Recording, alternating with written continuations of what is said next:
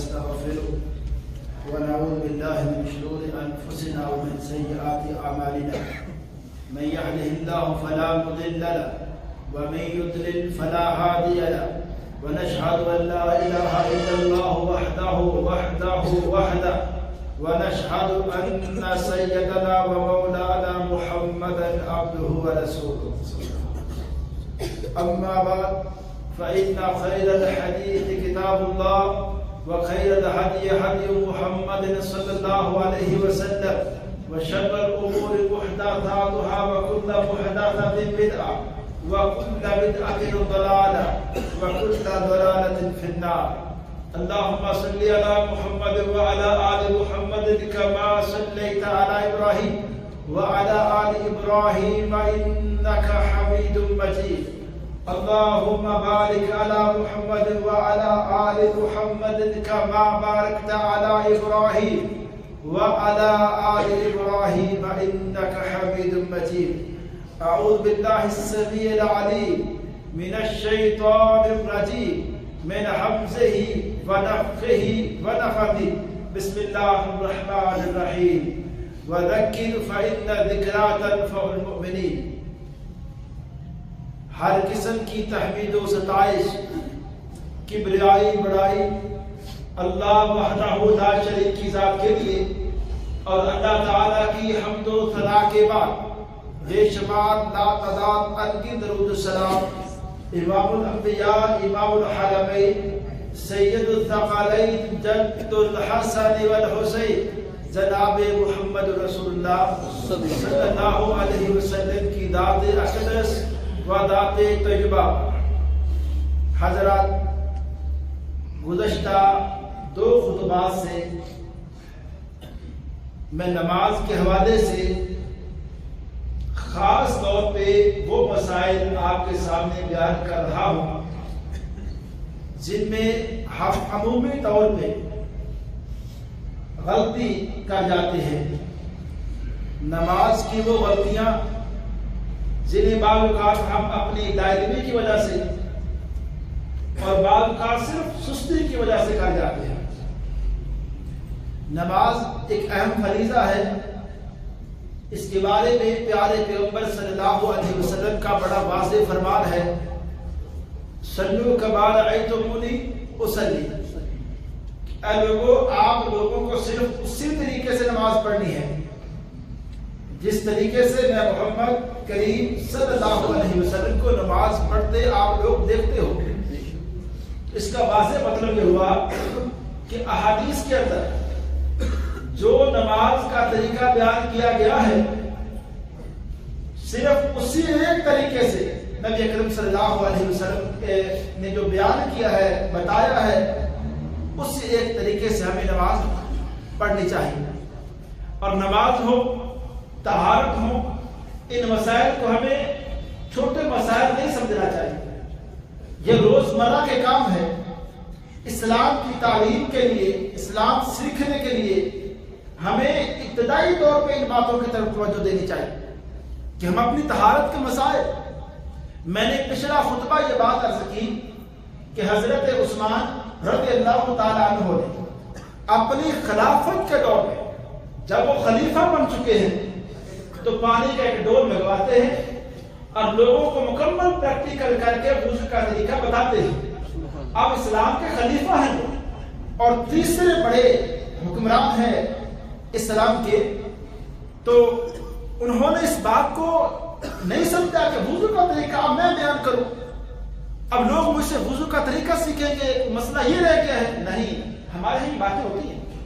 اگر کوئی بندہ کہتے ہیں کہ اسلام کے اندر پیغمبر صلی اللہ علیہ وسلم کا واضح فرمان ہے کہ بھئی آپ نے داڑھی رکھنی ہے، شلوار ٹخنوں سے اوپر رکھنی ہے، تو ان مسائل کے وقت پتہ نہیں لوگ اس طرح یہ جملہ کیسے کہہ لیتے ہیں کہ نہیں یہ مسائل نہیں ہے.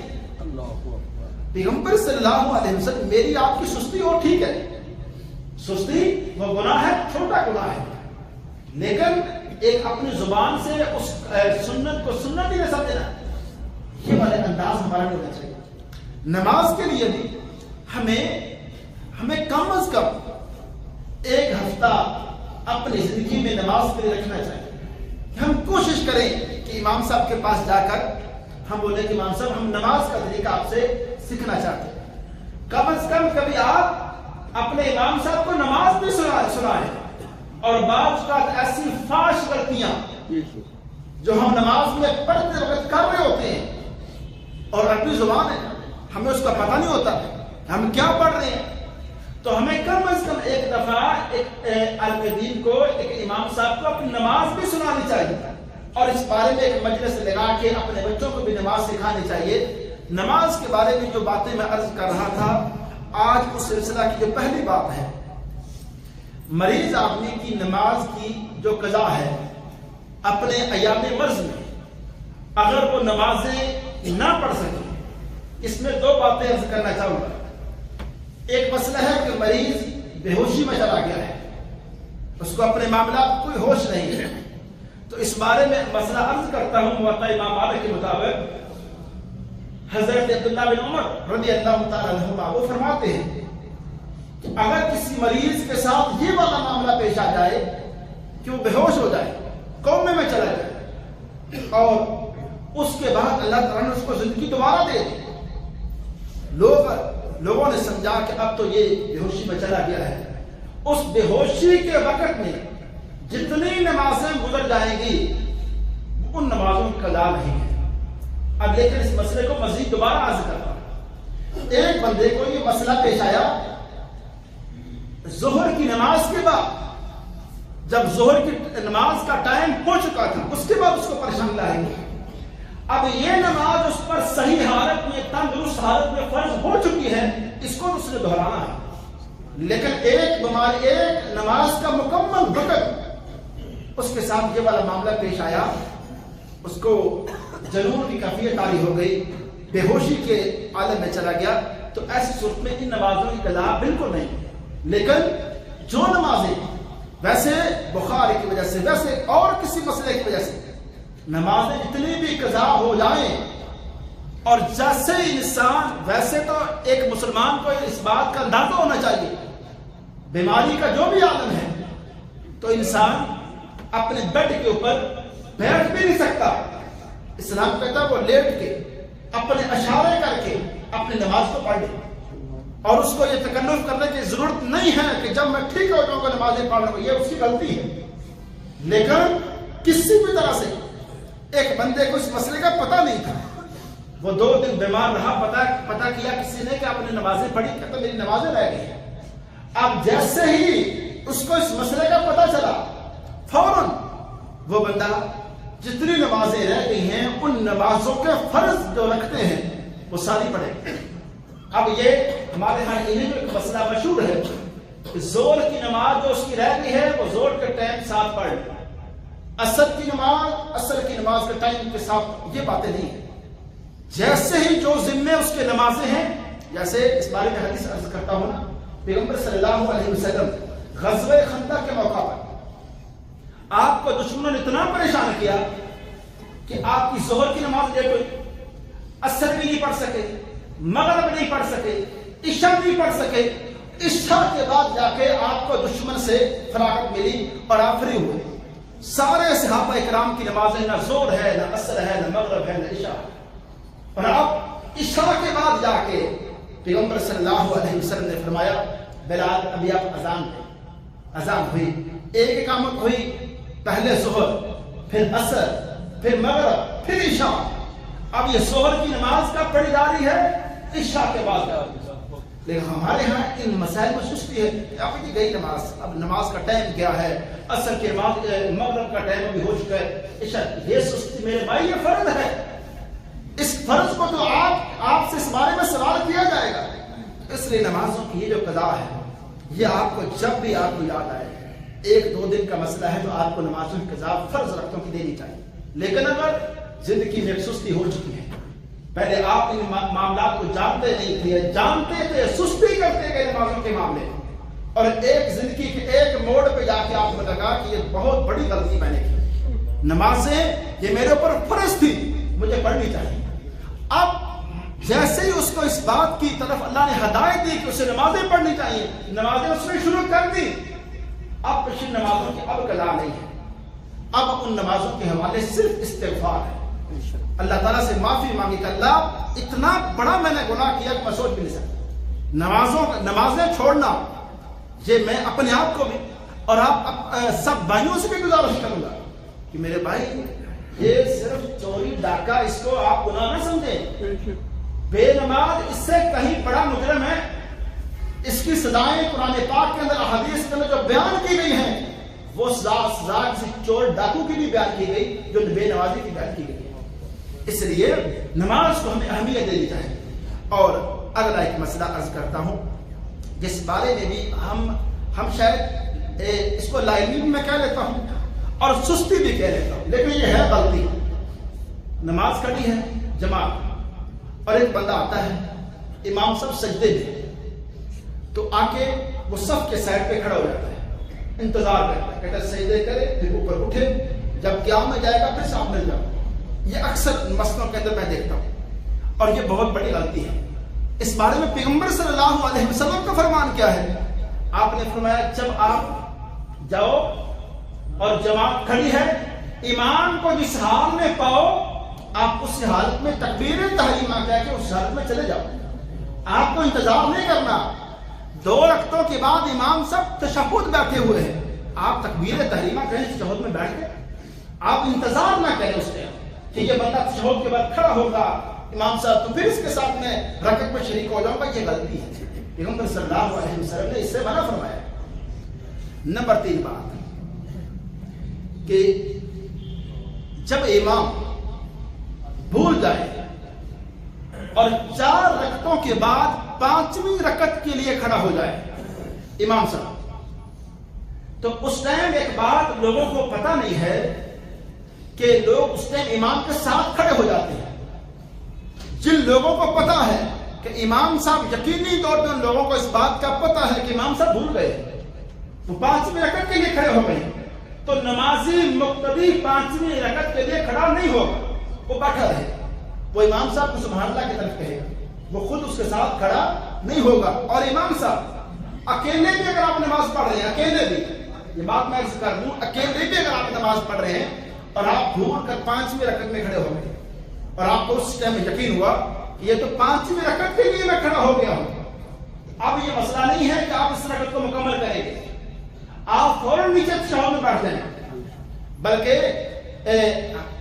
حدیث کی کتابوں کے اندر یہ بات یہ آتی ہے کہ اگر آپ رکوع کے اندر ہیں اس ٹائم آپ کو یاد آ گیا کہ آپ یہ رکعت اضافی پڑھ رہے ہیں، 5ویں رکعت میں آپ ہیں، مغرب کی ہے تو 4تھی رکعت میں ہے، اگر فجر کی ہے تو 3ری رکعت میں ابھی آپ چلے گئے، آپ فوراً پیچھے آئیں، آپ تشہد میں فوراً بیٹھ جائیں، اب اس رکعت کو آپ مکمل نہیں کریں گے، کیونکہ جو نماز آپ کے اوپر فرض ہے اس سے اضافی نماز پڑھنا یہ غلط بات، یہ پیغمبر صلی اللہ علیہ وسلم کی سنت کی مخالفت ہے۔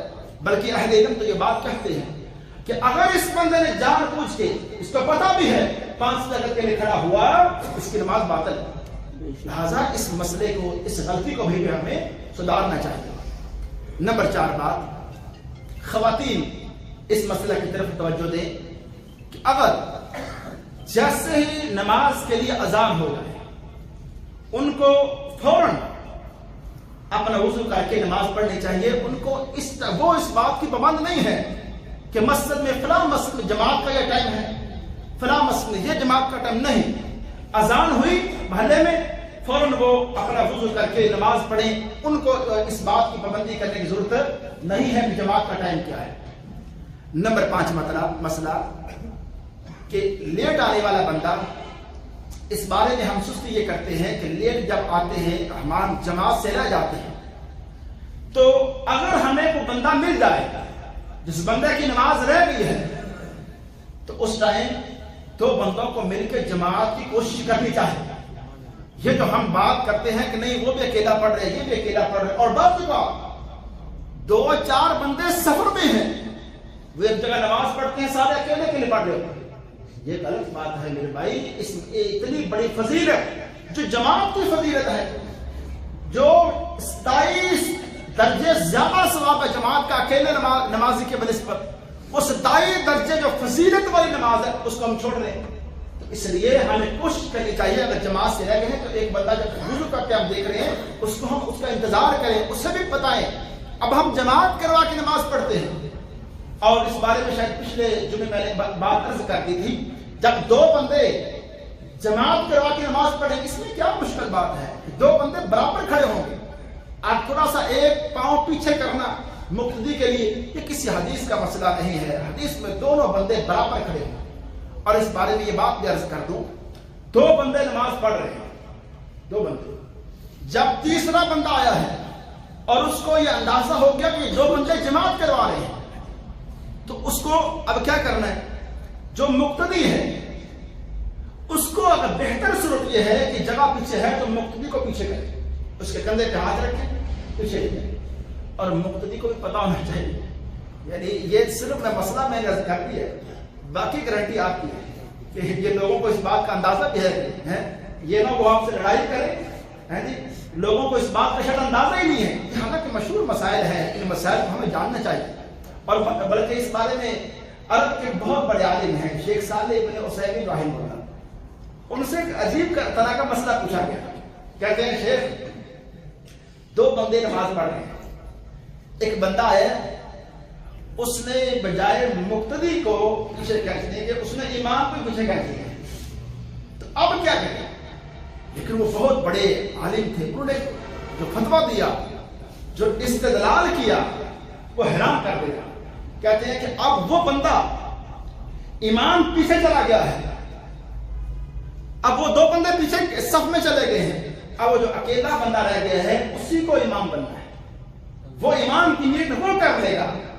حدیث سے استدلال کیا، کہتے ہیں حدیث اس بارے میں ہے کہ پیغمبر صلی اللہ علیہ وسلم کے دور میں حضرت صدیق نماز پڑھا رہے ہیں اور پیغمبر صلی اللہ علیہ وسلم تشریف لائے اور آپ صفوں کو چیر کر آگے آئے اور حضرت صدیق نے امامت چھوڑ دی، لیکن پیغمبر صلی اللہ علیہ وسلم نے حضرت صدیق کو کہا کہ آپ اپنی جگہ پہ قائم رہیں۔ پیغمبر صلی اللہ علیہ وسلم امام والی جگہ پہ آ گئے، اب جو پہلے صدیق مکمل لوگوں کے امام تھے اب اصل امام پیغمبر صلی اللہ علیہ وسلم بن گئے، اب حضرت صدیق مکمل جو پہلے امامت کروا رہے تھے ان کی امامت کا درجہ وہ نہیں رہا۔ تو اس لیے یہ بعض اوقات اس طرح کے مسائل بن جاتے ہیں، تو ہمیں ان مسائل کا پتہ ہونا چاہیے۔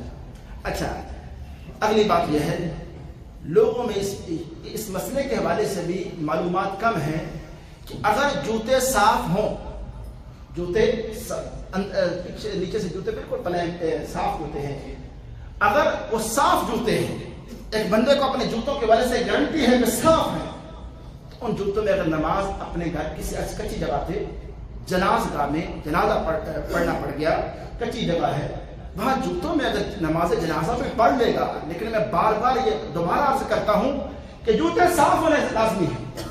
یہ جو ہمارے ہاں آج کل جوتے ہیں اس میں کھڈے پڑے ہوتے ہیں، اس میں اندر گند پڑ جاتا ہے، لگ جاتا ہے اور وہ صاف نہیں ہوتے، ایسے جوتے ہیں تو ان میں نماز بالکل نہیں ہوتی، نہ نماز جنازہ نہ نماز۔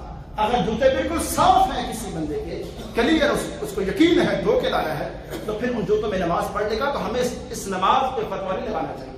پیغمبر صلی اللہ علیہ وسلم سے اس بارے میں واضح حدیث ہے، آپ نے جوتے پہن کے نماز پڑھی ہے۔ اچھا، اگلا ایک مسئلہ عرض کرتا ہوں، یہ جو باہر کے ممالک میں اکثر لوگ ہوتے ہیں وہ یہ مسئلہ پوچھتے ہیں کہ جو غیر مسلم لوگ ان کے عبادت خانے ہیں، چرچ ہے اور اس طرح کا عبادت خانہ ہے، اس میں اگر ہمیں نماز پڑھنی پڑ جائے تو میرے بھائی، اگر تو وہاں انہوں نے تصویریں لٹکا رکھی ہیں، مجسمے لگا رکھے ہیں سامنے، تو پھر آپ اس چرچ میں نماز نہیں پڑھ سکتے۔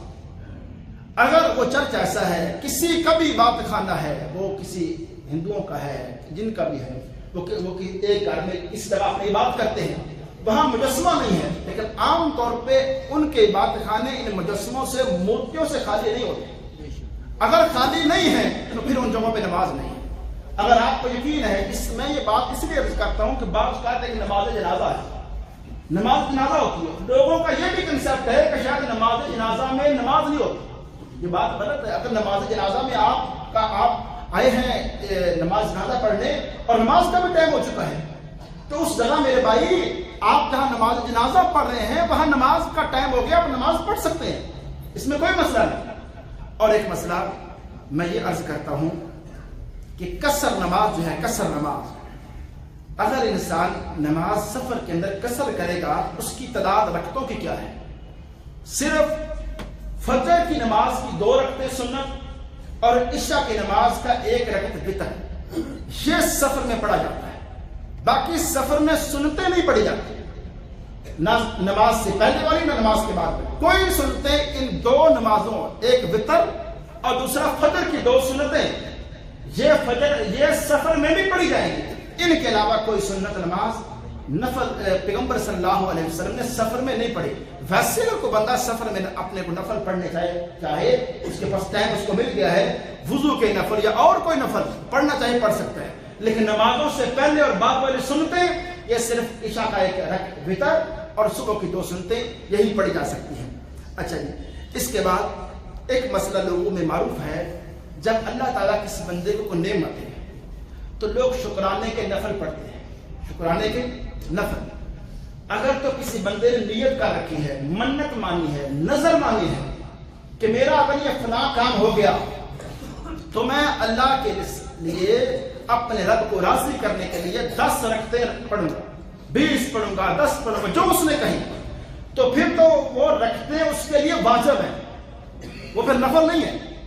جو نظر مانی ہے وہ نظر واجب ہے.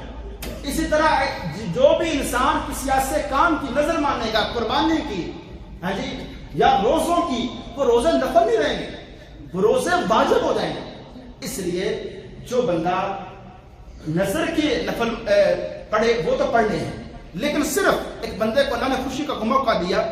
اب اس موقع پہ پیغمبر صلی اللہ علیہ وسلم کی جو سنت ہے وہ شکرانے کا سجدہ ہے، شکرانے کے نفل نہیں ہے. جو پیغمبر صلی اللہ علیہ وسلم کو 2 موقعوں پہ اللہ تعالیٰ نے خوشی عطا فرمائی. فتح مکہ کا جب موقع آیا پیغمبر بڑے خوش ہوئے، تو اللہ تعالیٰ نے وہ دن دکھایا پیغمبر کو کہ جس مکہ سے 1 وقت آپ کو نکالا گیا، آج اس مکہ میں اللہ کے پیغمبر بڑی عزت کے ساتھ، بڑے وقار کے ساتھ اور بڑے روب کے ساتھ اس مکہ میں آپ کھڑے ہیں. تو اس دن پیغمبر نے اللہ کے سامنے سجدہ کیا. اس طرح اور بھی روایات کے اندر یہ بات ہے کہ خوشی کے موقع پہ پیغمبر سے سجدہ کرنا شکر کا ثابت ہے. لیکن اس کے لیے نفلوں کے لیے نفل پڑھنا اور اس کو سنت کہنا، یہ بات کسی حدیث میں بات نہیں ہے. یہاں یہ بات میں عرض کرنا چاہتا ہوں، جو کسی مسئلے میں ایک انسان پھنس جائے، پریشانی ہے اور وہ اللہ تعالیٰ سے دعا کرنا چاہتا ہے، اس موقع پہ لازمی 2 رکعت نماز جس کو صلاۃ الحاجہ کہا جاتا ہے، وہ 2 رکعتیں نماز پڑھ کے دعا کرنے کی میرے بھائی بہت فضیلت ہے. وہ 2 رکعتیں لازمی ہمیں اس کا اہتمام کرنا چاہیے. اور ایک مسئلہ میں یہ بات عرض کروں گا کہ مسجد کے اندر بیٹھ کر یہاں 2 باتیں دوران خطبہ کوئی بندہ موبائل کے اوپر یا ویسے قرآن کا مصحف لے کر جب خطبہ شروع ہو جائے تو کسی بھی طرح سے تلاوت یا موبائل سے دیکھ کر ذکر و اذکار یہ کرنا بالکل درست نہیں. خطبہ کا ٹائم، یہ خطبہ سننا ایک عبادت ہے، جس طرح نماز یہاں عبادت ہے، خطبہ سننا بھی عبادت ہے. اور اس خطبے سننے کے آداب اس قدر بیان کیے گئے. دیکھیں نا، پیغمبر صلی اللہ علیہ وسلم نے فرمایا ایک بندہ بول رہا ہے، کسی بندے کو یہ بھی اجازت نہیں ہے کہ اس بندے کو کہو کہ آپ چپ کر، یہ بھی نہیں ہے، وہ بول رہا ہے، غلطی کر رہا ہے، کرے.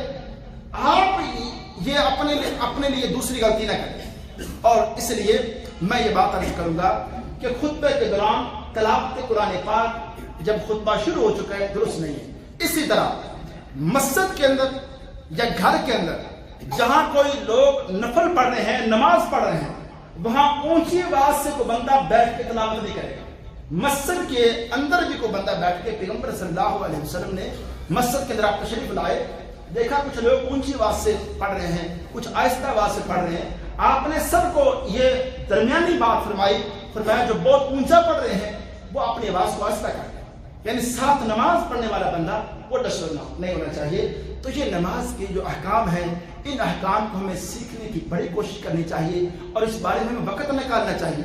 اور نماز اس مسئلے کو ہمیں اہمیت دینی چاہیے اور اپنے اولاد کو نماز کے حوالے سے بتانا چاہیے. میرے بھائی، صحابہ کرام میں صرف ایک ہی مسئلہ نماز کا مسئلہ تھا جس کے بارے میں صحابہ کرام پریشان ہوتے تھے کہ فلاں بندہ مسجد میں نہیں آ رہا، تو صحابہ کہتے لگتا ہے اس نے اسلام چھوڑ دیا. اور اسلام چھوڑنے کے حوالے سے یا کسی بندے کے منافق ہونے کی جو نشانیاں تھی، بڑی نشانیاں جب جانی جاتی، اسی بات کو پرکھ کر جانا جاتا تھا کہ فلاں بندہ مسجد نہیں آ رہا، فلاں بندے نے نماز چھوڑ دی ہے. تو میرے بھائی، یہ نماز اسلام کا ایک بنیادی رکن ہے. کلمہ طیبہ کے بعد جو سب سے بڑا اسلام کے اندر ایک رکن ہے، جس کو سب سے زیادہ اہمیت دی گئی ہے اور قرآن پاک کے اندر سب سے زیادہ تفصیل کے ساتھ بیان کیا گیا ہے اور بار بار دہرا کر بیان کیا گیا ہے، مسئلہ نماز کا ہے. میرے بھائی، یہ مسئلہ کم از کم جو مسائل ہم حل نہیں کر سکتے، ہم ان کو وقت دیتے ہیں کہ فلاں حکمران ایسے ہے، فلاں حکمران ایسے ہے، جو کہ ہم نہیں کر سکتے. اس میں ہم اپنا صلاحیت خواہ ضائع کرتے ہیں. لیکن ہمیں کم از کم جو نماز ہے اس کے لیے وقت نکالنا چاہیے اور اس کے مسائل سیکھنے کے لیے بھی ہمیں اپنا وقت اور اس کو اہمیت دینی چاہیے. وما علیہ الا البلاغ.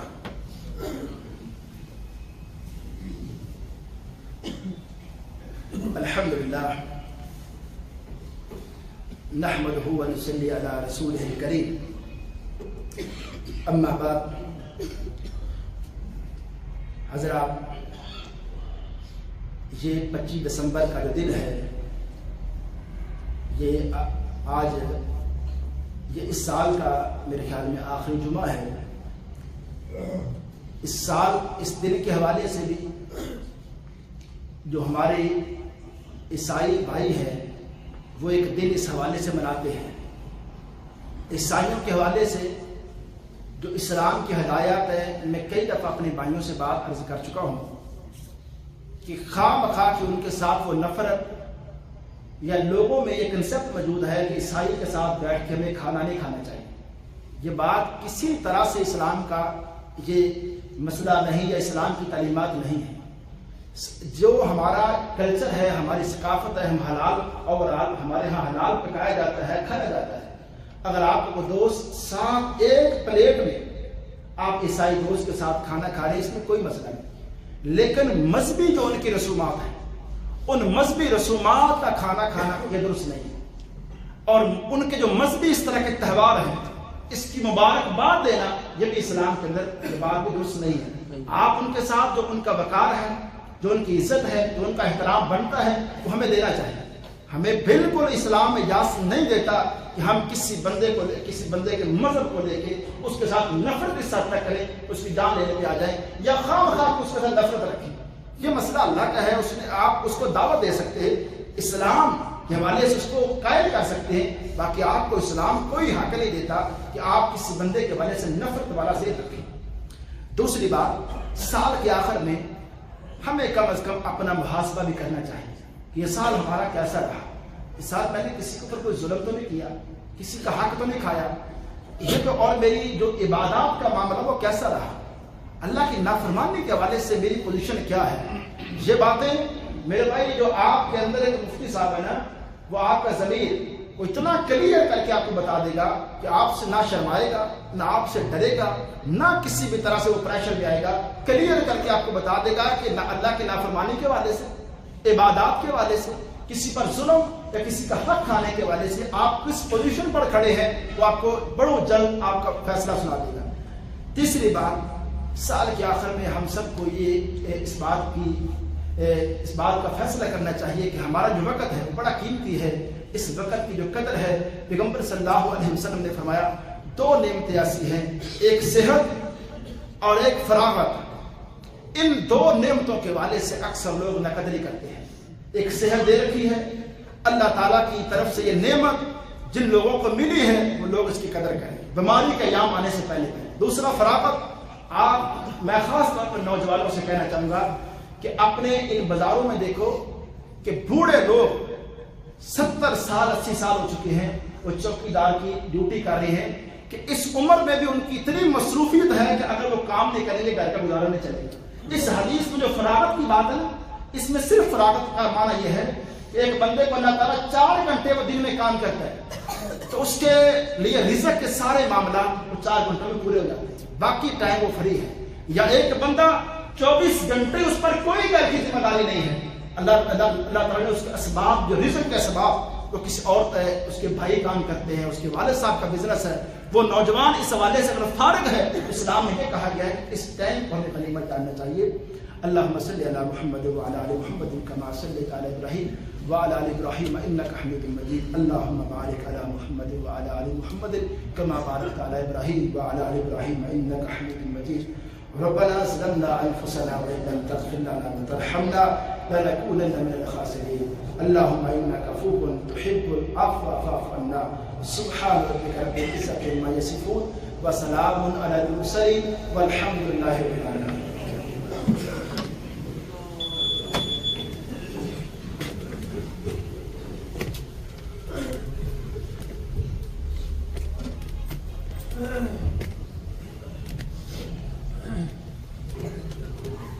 अल्लाहु अकबर अल्लाहु अकबर अशहदु अल्ला इलाहा इल्लल्लाह अशहदु अन्ना मुहम्मदर रसूलुल्लाह।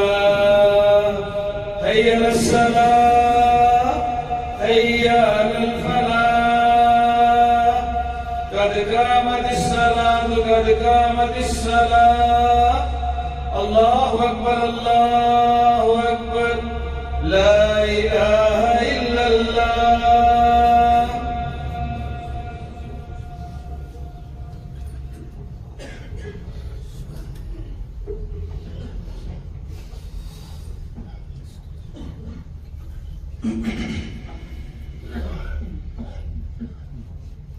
استووا واعتدلوا أقيموا صفوفكم فإن تصفية الصفوف من تمام الصلاة. Međem brata, međem Gospodu, vezgledači drama. Allahu Akbar.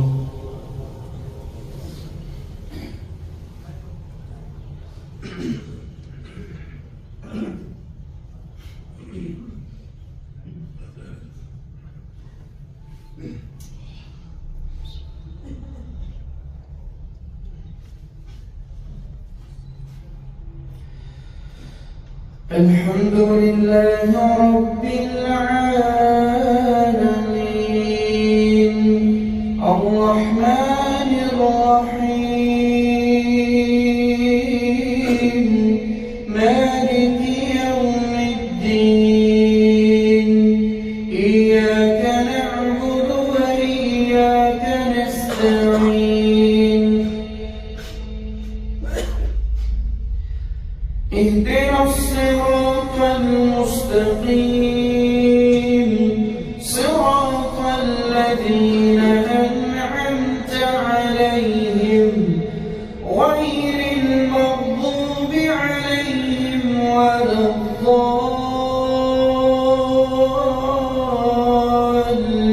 الضالين آمين.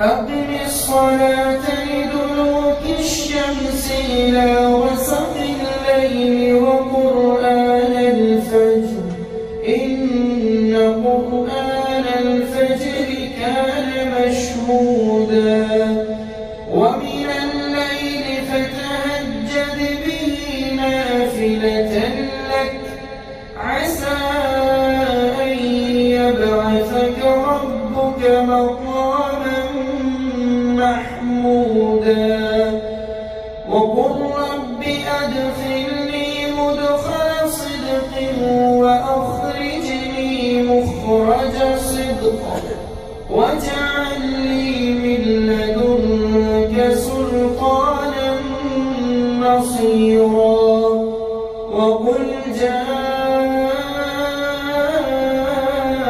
الحق وزهق الباطل إن الباطل كان زهوقا وننزل من القرآن ما هو شفاء ورحمة للمؤمنين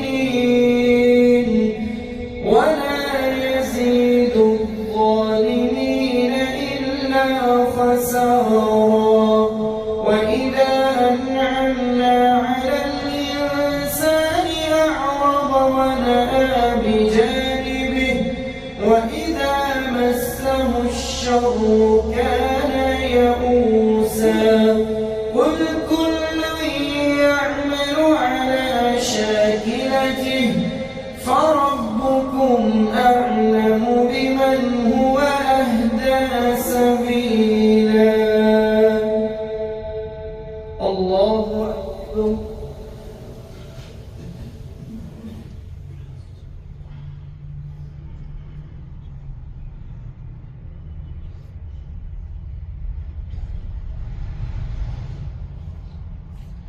سمع الله لمن حمده. الله أكبر.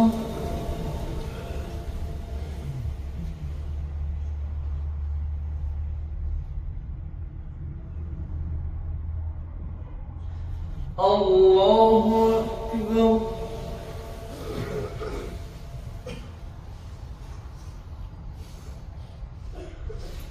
الله أكبر.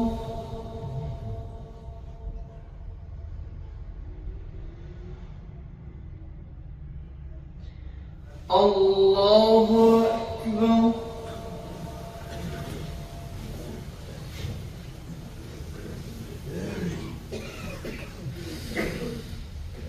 الحمد لله رب العالمين الرحمن الرحيم مالك يوم الدين إياك نعبد وإياك نستعين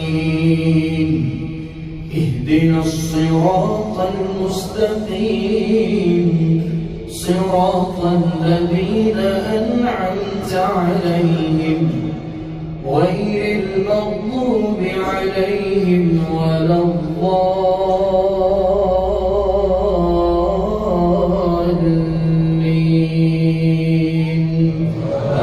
آمين.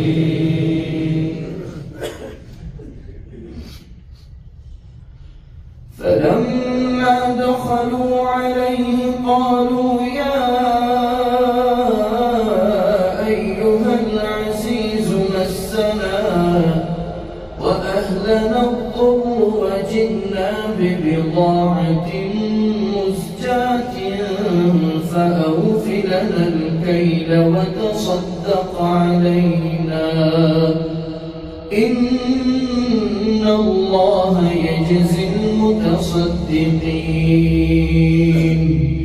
قال هل علمتم ما فعلتم بيوسف وأخيه إذ أنتم جاهلون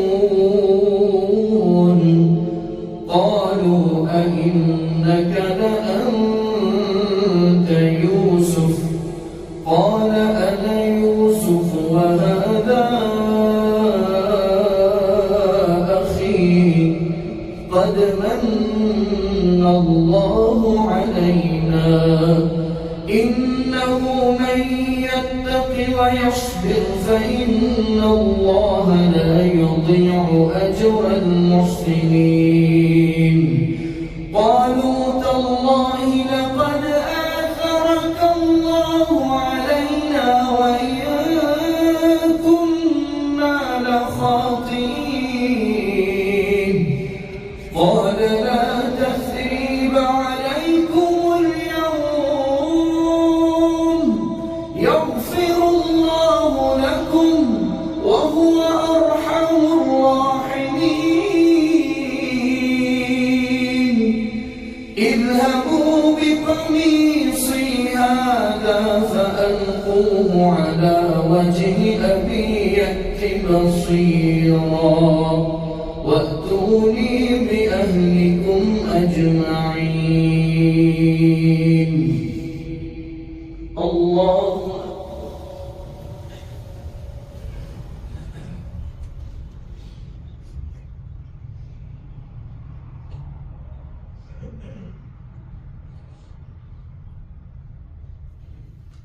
سمع الله لمن حمده. الله أكبر.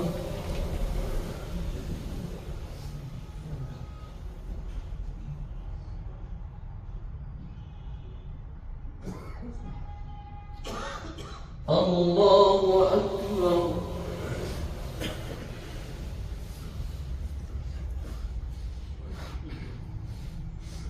الله أكبر.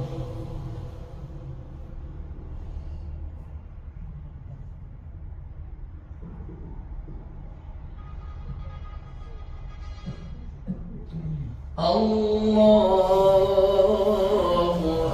أكبر.